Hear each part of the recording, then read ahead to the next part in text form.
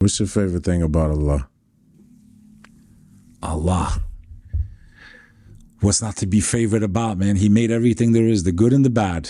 And that even the bad, if you're on this faith and you're practicing this religion, there is nothing bad in this world. There's nothing bad that can happen to you that you're going to lose. That nothing is lost with God. Nothing's lost with Allah. No matter what you've been through, but there's a purpose, whether we find out in this life or the next. Once you have that understanding that there's just some things that only Allah knows, that as bad as it may seem right now, just like he says in the book, it may be a thing you thought was good for you and it was actually lead you to your destruction, right? Once you have this knowledge of a limited knowledge that we have, that none of this was by accident and none of this was for amusement for God, like a cosmic gag reel that he just sits back and watch, that they're actually here for a purpose and that there's way more to our creation than we can even begin to imagine. Everything has a purpose. Everything has a time and place.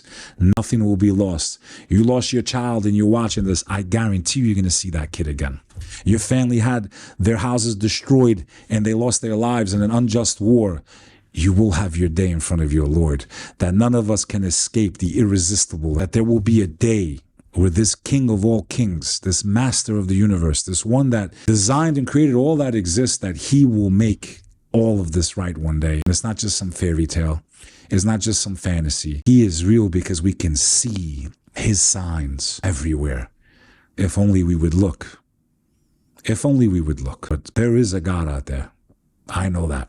I don't believe it. I know it. Favorite thing is, how do you describe something that's indescribable? I mean, how do you describe God? You can't. It's on a level, God is on a level beyond. My imagination doesn't even go to imagine. That's why a picture, a statue could never hold the power of God.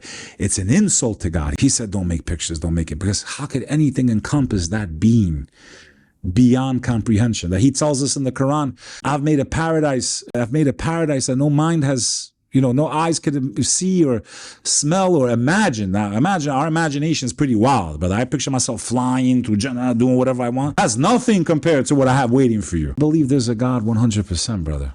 100%. Without a reasonable doubt.